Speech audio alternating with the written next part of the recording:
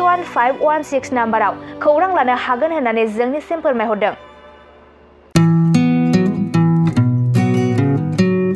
गोजोनथाव खौरां, नोंथांमोननि थाखाय मोनसे गोजोनथाव खौरां लानानै फैदों।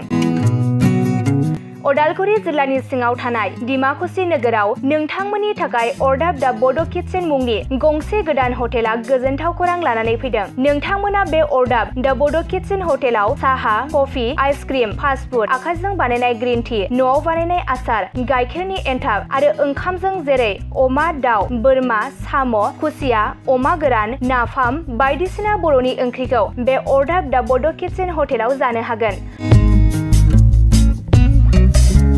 अरदाब दा बड' किटचेन हटेला डिमाकुसि सेन्ट्रेल बेंकनि खोलाहा बरुवा रेडिअ मबाइल गलाजों नांजाबनाय।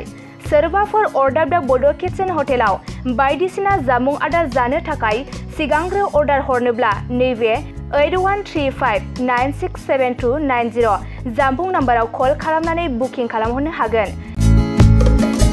गोजोनथाव खौरां, अरदाब दा बड' किटचेन हटेलाव गोबां न'आव बानायनाय मोजां जाग्रा आदारखौ मोननो हागोन।